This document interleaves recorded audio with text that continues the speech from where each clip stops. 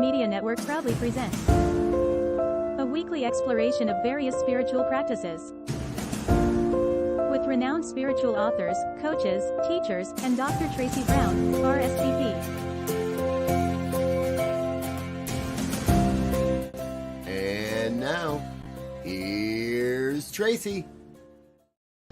Hey everybody, it is Tuesday, 12 noon Mountain Time. And here we are, another episode of Poetry, Prayer, and Practice, where every week we get to look at different aspects of spiritual practice, consider how poetry serves us in our spiritual practice, or maybe is a practice in itself, and discover and rediscover the power of prayer. My name is Tracy Brown, and I am a licensed spiritual coach, a practitioner of science of mind, and a speaker and author in all of New Thought. And I love being with you. I love being with you.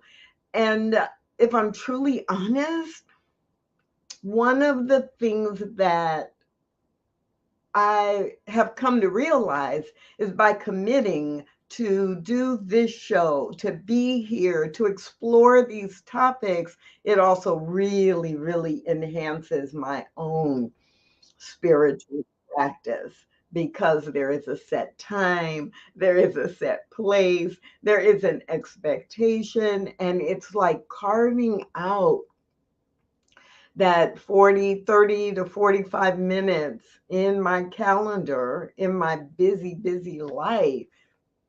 Slow down, take a breath, and remind myself of the importance of spiritual practice. So I hope that you're getting something from this series and from all the programming that you watch on the New Thought Media Network. But I know that I too have to accept that it's not just giving. I'm not here just to give, but I too am receiving from the process. So welcome, Christopher. So glad that you have joined in live. And anybody else, there's some others of you who are live, you have not put in the chat or commented. Please comment where you are dialing in from. And know that throughout today's program, I really welcome and value your questions, your examples of sharing how the topic relates to you. And we're doing this together. So today, the topic really is it's a little different.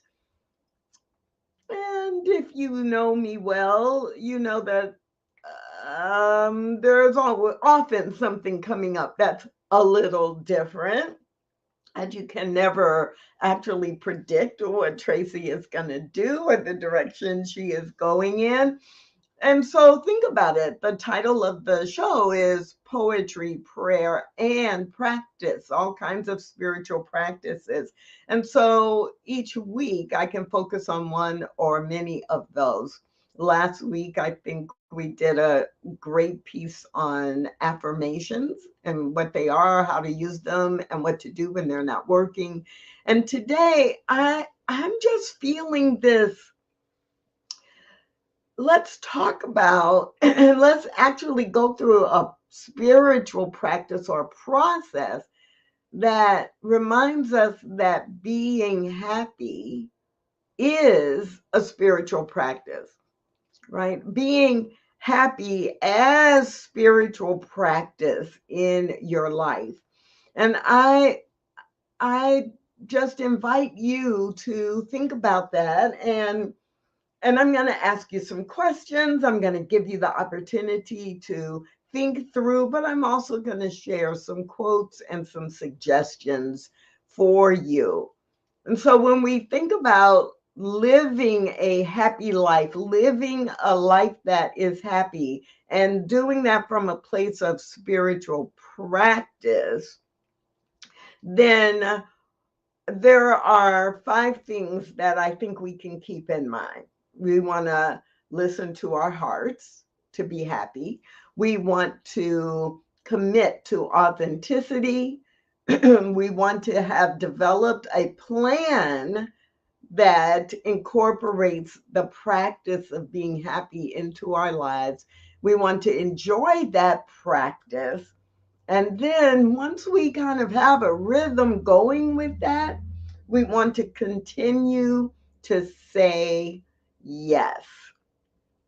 So today, as we think about and talk about happy or being happy as a spiritual practice, then we can use that acronym for happy.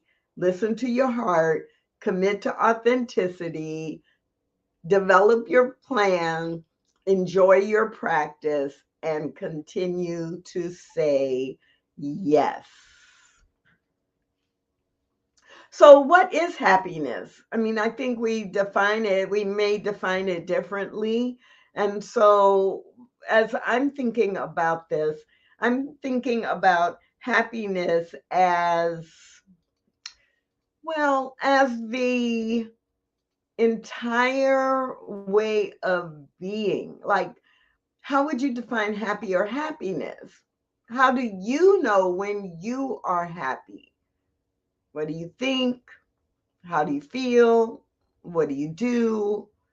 What are the external indicators and what are the internal indicators? Now, a lot of the time for me, there is a difference between happy or happiness and joy. For me, happiness is the reaction to or the response to what is going on in the world, what someone said or did. I might feel happy about that, or I might feel not so happy about that. When there are police officers murdering Black men for living, or in a disparate way or frequency than others, that does not make me happy. Happy is how I react or respond to what's going on in life. Whereas for me, joy is a state of being that I am not going to let anything get between my spiritual peace or joy as a characteristic of how I navigate life. I navigate life from a place of joy. I set the intention and the direction. But my joy can be temporarily disturbed and I might not feel happy. But because I'm navigating with joy, I generally can get grounded pretty quickly in joy. So, happy for me is typically a response or a reaction to something. And when I think about being happy as a spiritual practice, then it becomes easy for me to choose, choose. And that's a lot what we'll talk about. So there's a little bit of overlap, but there are times when, if someone says to me, "Oh, you're really sad today," I might still be in peace and feel sad. But if I'm using happy or not happy, it's usually in response to something. And I get to live a happy life overall. If I listen to my heart, if I commit to authenticity, if I develop my plan, enjoy practicing that plan, and then continue to say yes over and over and over to what my heart is directing me to do and being authentic. It's like there's that loop there. And there's a quote that I love that often reminds me how important this is. Like, if you wait for tomorrow, tomorrow comes. If you don't wait for tomorrow, tomorrow still comes. And I love this African proverb because, for me at least, it takes me to that place of saying, all right, this is what's happening right now. And am I still going to be living in it tomorrow? Or am I going to wait till tomorrow to return to being happy in my life, creating a life that is happy and or joy filled? No, because tomorrow's going to come either way. So why don't I choose what I want to experience right here, right now? So if you want to live a happy life, part of what is so important is being grounded and centered in who you are and not being completely driven by what other people do or what other people think. And so the poem always reminds me of this. So let's take that in.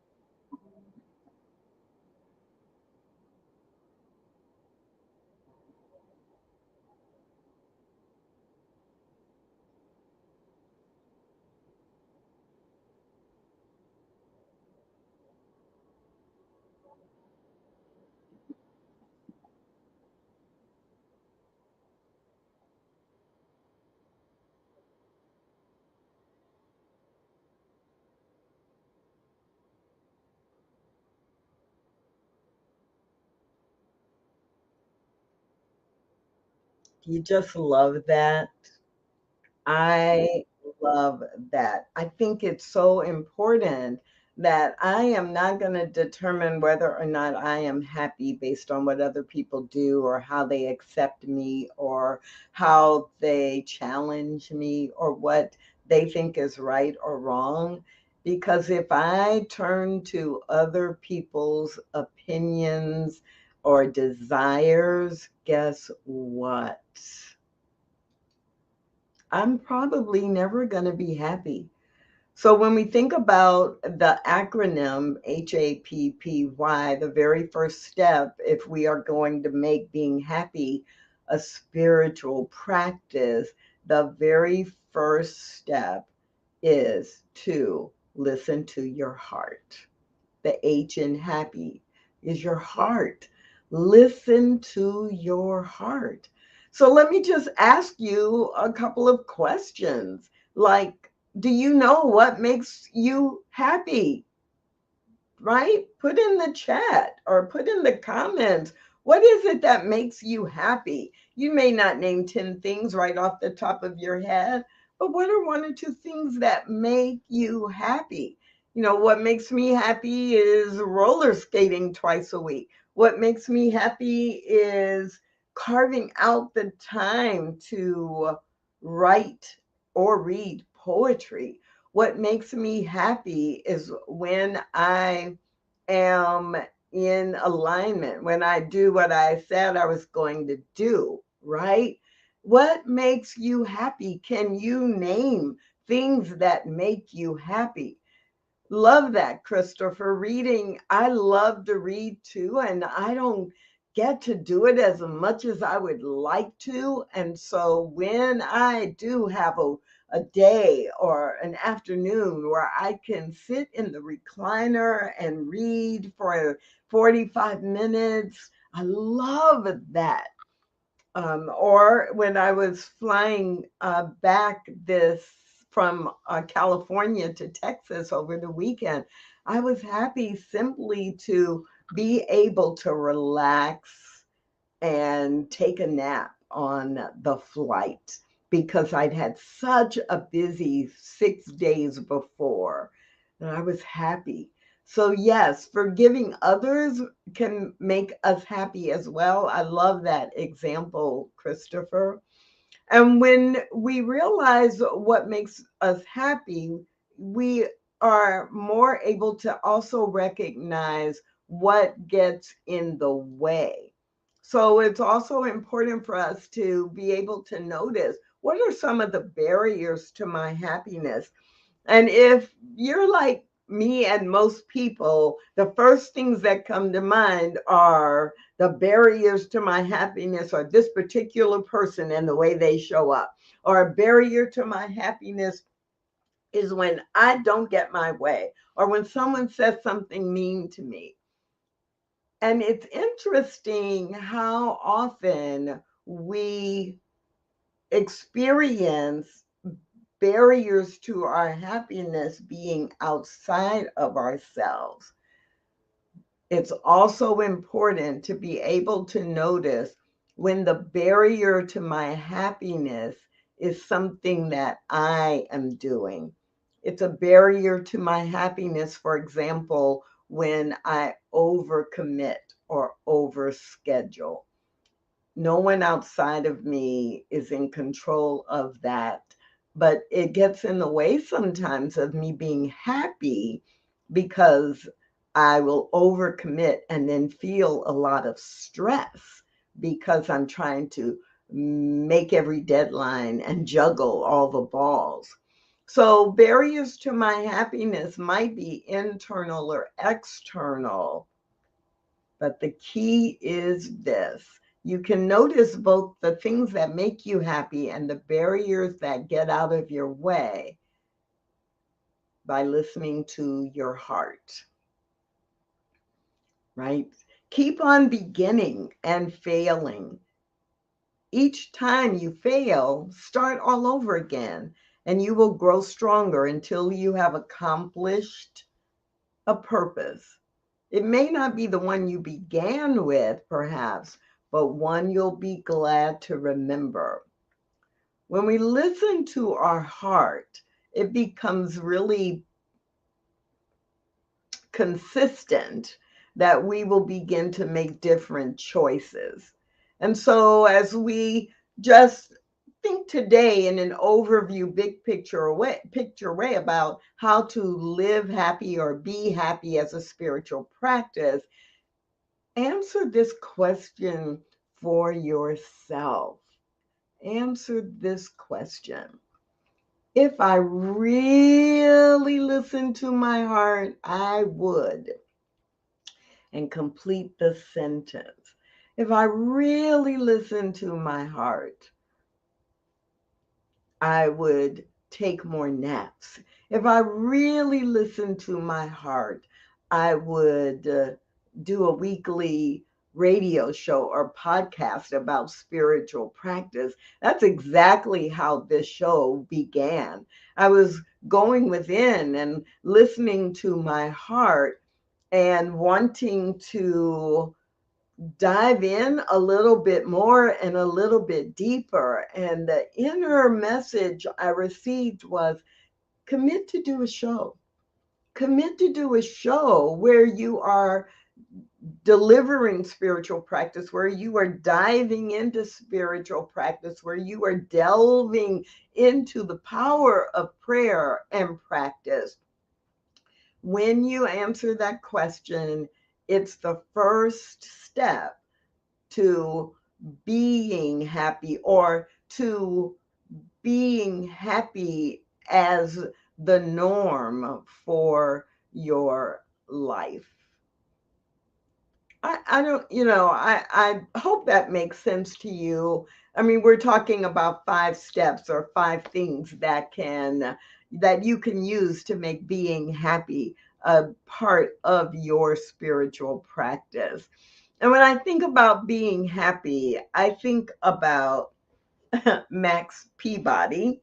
And you're like, who's Max Peabody? Well, let me just show you Max Peabody. Happy, happy, happy, happy, happy little dog. Happy, happy, happy, happy, happy little dog. Happy, happy, happy, happy, happy little dog. He's so happy. Max Peabody, as you can see, is a cute, cute, cute dog. And the little song that Max Peabody's human was singing was, I'm happy, happy, happy, happy, happy as a dog. Because think about it. Dogs are happy. That's such a great example of living a happy life. Something happens, they get scared, and then they get over it and they're happy again. Max Peabody walking down the street, just exploring and looking around like, wow, it's life, it's the world. Why wouldn't I be happy? And so like, why? It makes me question and think, why are dogs so happy? What can we learn from dogs about being happy?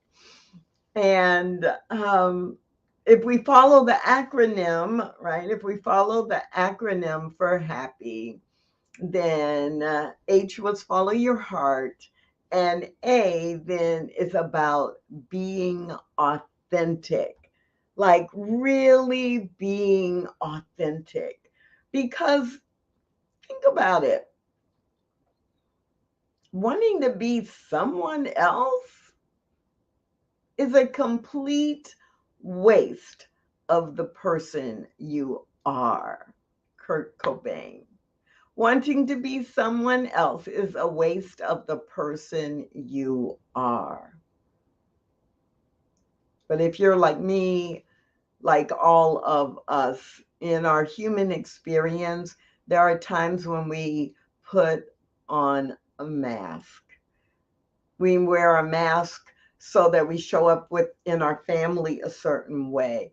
We wear different masks so that in our work or career settings, we're expected to behave a certain way. We may have masks even that we hide our true self from ourselves. So the 2 questions I want you to entertain, and of course, we're not going to really delve into them right now, but to think about, the first question is, why am I afraid of being authentic? Right? If I were journaling, I would write, I am afraid of being authentic because, and then just start a list. I'm afraid of being authentic because, my boss may not appreciate it. I'm afraid of being authentic because the person I'm dating might not want to continue dating me. I'm afraid of being authentic because when I was growing up, my parents or adults around me said children should be seen and not heard. And so I never grew up expressing what I really thought, and that's carried over to today. I'm afraid of being authentic because, like, when we start writing those things down or exploring them as an adult, we can often look at that and go, oh, wait, that's not true, or that doesn't have to be true anymore for me. And so if I'm afraid of being authentic because of certain things, then I can put them out where I can see them and evaluate them and deny their power. The second question that I would encourage you to ask yourself is, if I were really being authentic, what would I do? And so you can see those are obviously two sides of the same coin. I'm afraid of being authentic because of these reasons. And if I were truly, fully, really being authentic, I would do these things, say these things, act a certain way, go certain places, right? What would I do if I were truly being authentic? And to experience being happy as a spiritual practice, then all we have to do is remember the real self is God given and cannot be denied. It's the place where God comes to a point of individualized and personified expression. This is who you really are, the real self. This is who you really are. And you are an individualized and personalized expression of the divine, of the creator. There's not another person like you in the universe. So, going back to the acronym for happy, A is listen to your heart and then be authentic, like be your authentic self. The third letter in happy is P. And so the first P is about developing your plan. So once you've listened to your heart and you are committed to being authentic, then you can develop your plan. The basic root of happiness lies in our minds. Outer circumstances are nothing more than adverse circumstances or favorable circumstances. But they're all circumstances. It means they are temporary. And so, in order to make living happy or being happy a spiritual practice, you do need a plan. And a good plan is going to have things that you work on in terms of your beliefs. It's going to include things you work on that are behaviors that you want to incorporate into your life. And a really good and effective plan is going to also include some buddies. Like, who are your partners? Who are your mentors? Who are the people who are going to walk side by side with you and help you execute your plan?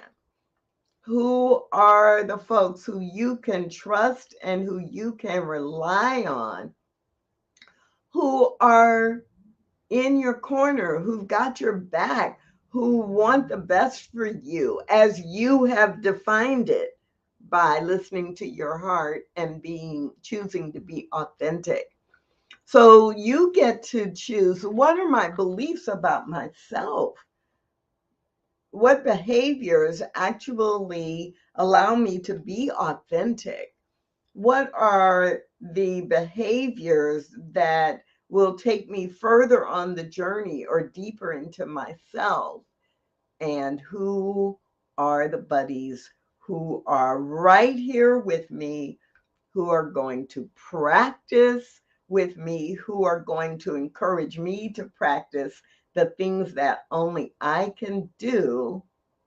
Who are they? Who are they? So your beliefs, your behaviors, and your buddies. Your beliefs, your behaviors, and your buddies. That's what you want to incorporate into your plan. And and again, what I'm just trying to do is give you some snippets, or really the tips, the high level. This is what you do to create being happy as your spiritual practice. And we don't have time to actually do all the lists right now. But these are the things you can be thinking about that will get you centered within yourself and move you into concrete action. And what I hope is that when you are creating your plan, that both in beliefs and behaviors, actually in buddies too, that you are integrating your spiritual foundation. So if some of the things that are barriers to your happiness relate to your own personal beliefs about yourself or the world, that you use affirmations to change your beliefs. And if you want to change certain behaviors, that you are incorporating some spiritual practices into the behaviors that help you live a happy life. So you may change your behaviors or create behaviors in your plan that set a specific time of day or a specific type of spiritual practice that you know really inspires you. And when you are doing that as part of your plan, it becomes a habit, right? The behaviors we do over and over and over again become our habits. And even under buddies, I think that with our buddies, that our buddies can be people we've taken classes with, or it may be that I may have 5 buddies in my plan, and maybe one of them is a spiritual coach or a minister or a licensed unity teacher or someone who I am really going to count on to hold me accountable to integrating the spiritual truth into my plan. And then once I have a plan, it's just about practicing that plan. About a week ago, I was working with a client, and I can smile about it now, but in the moment of the coaching conversation, I wasn't smiling. I wasn't, upset about it, but I was very focused. What happened was that this coaching client was actually and has been working a plan related to something they want to change in their life. And we were talking about steps in the plan, and there were 3 things that they had not been doing over the previous 2 weeks. And they explained to me, well, it was just so hard. And it was too ambitious. And there was too much that I was expecting them to do. So I had to remind them that they are the ones who developed and chose the elements in the plan. I was giving them options, and making suggestions as we worked together, but they actually chose the 5 things they were going to incorporate into their daily schedule or weekly schedule, because I was not ready to be the villain in their in the barrier they were setting up. It was my fault. But more than that, they went on for 4 minutes about how hard it was and how it was difficult, challenging, like all of those words.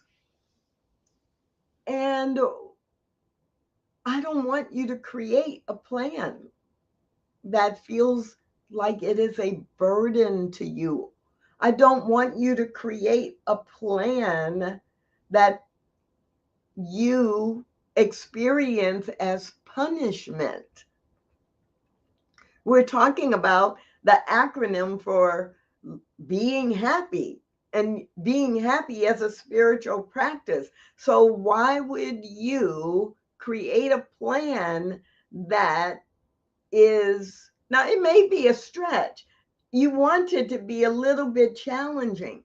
But if you are experiencing it as a burden, then you have to ask yourself, is it really a burden when I chose these things and my goal is being happy? Or am I making it hard because I really don't want to do this? I don't really want this change in my life. And that's an important question, because the reason for having a plan is to help you grab control of the steering wheel of your life and drive into your future instead of being driven by everyone and everything else. Simon Bailey. So when we look at the acronym for happy, right, it is about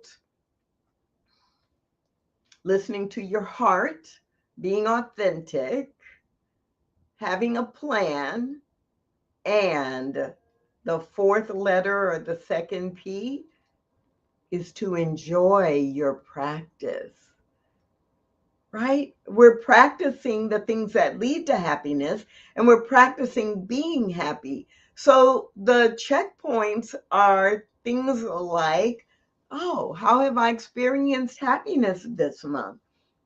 Do more of that.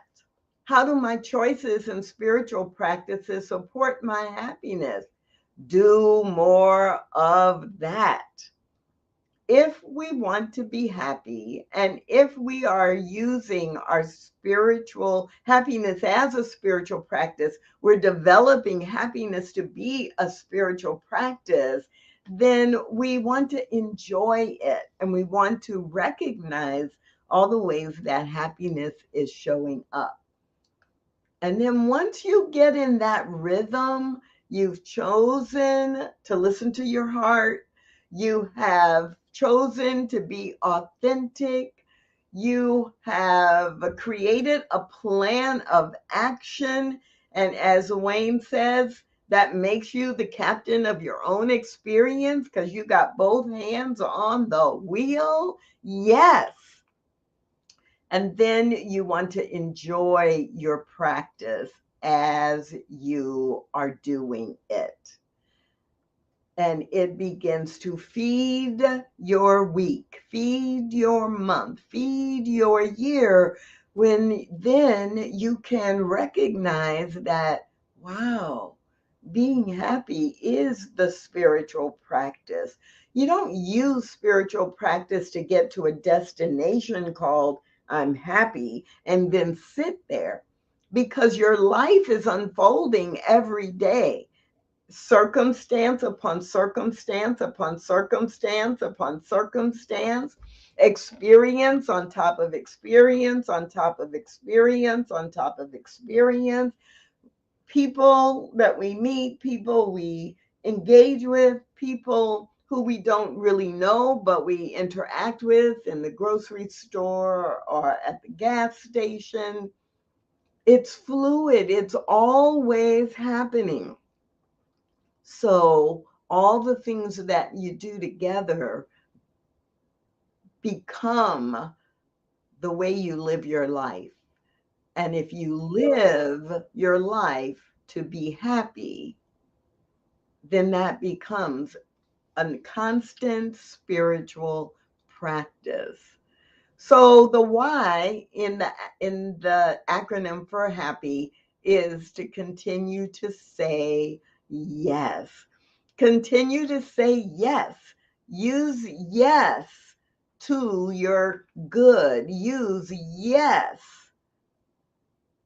to work your plan. Use yes. Say yes to enjoying your practice. And then this Henry James quote will actually reflect the way that you live. True happiness, we are told, consists in getting out of oneself.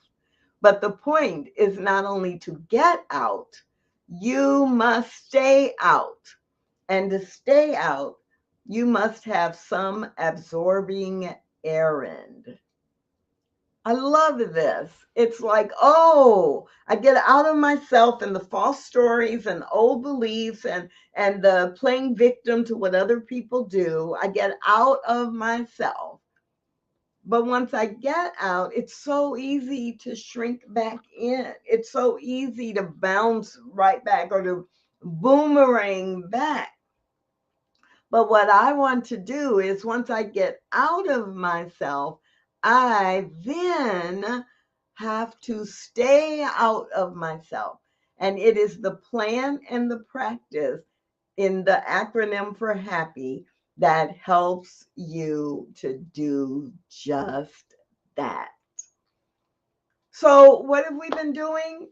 We have simply been looking at what is being happy and how can I make being happy a spiritual practice. Lori says, yes, I love being happy as a spiritual practice. I do as well. If we're going to choose the way that we show up in our world and in our lives, we do have the right to choose. We absolutely do. Thank you, Wayne, for sharing that Viktor Frankl quote, because sometimes we forget and we pretend that we are the victim to life or we are being punished by life. But we know in New Thought spirituality that everything that happens is happening for us, not to us. So just by going through some of these key points about living a happy life, I'm curious how you will apply them in the coming week. Will you choose to listen to your heart, commit to authenticity, develop your plan, and then enjoy your practice? And as you do that over and over, that you will continue to say yes. So what's your intention this week? What's your intention to experience a life where being happy is your spiritual practice? What's your intention to move to your next step or your next way of being happy and experiencing happiness? It can only happen when you make the decision. And so I hope these 5 tips or these 5 pieces of the acronym for happy help you choose to and take control of living a happy life. My name is Tracy Brown. This is the Poetry, Prayer, and Practice Show. And oh my goodness, I've got some great stuff coming up. So I hope that you will mark your calendar for every Tuesday at noon Mountain Time. Next week, I'm going to be talking with Australian poet David Tenson. And coming up over the next few weeks, there's going to be a show with Campbell talking about the power of prayer. I'm going to feature some poets from the book Bouquet of Stars, and I'm going to do a session with Reverend Melissa talking about spiritual practice. And you may be familiar with Rev Melissa from her show right here on the New Thought Network, New Thought Media Network. She does a daily show Monday through Friday, Sip with Rev Melissa.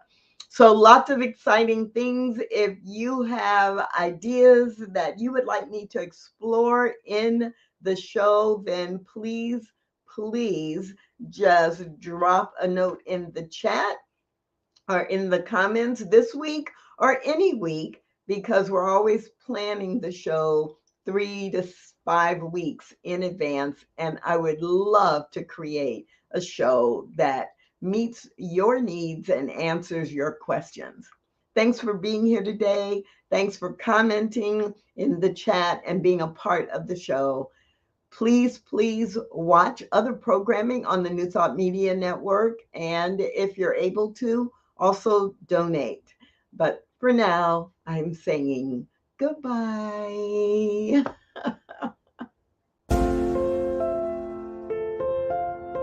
Thanks for watching. Join us again next week, or watch on demand at www.ntmedia.org or youtube.com/newthoughtmedianetwork. New Thought Media Network, positively inspiring. Learn more at www.ntmedia.org. On behalf of everyone at New Thought Media Network, thank you for being a member of our virtual family. Your financial contributions help share the New Thought message with people from around the world. Please visit and contribute at www.ntmedia.org/donate. New Thought Media Network, come be you. And please like, share, and subscribe. Until next time, peace and blessings.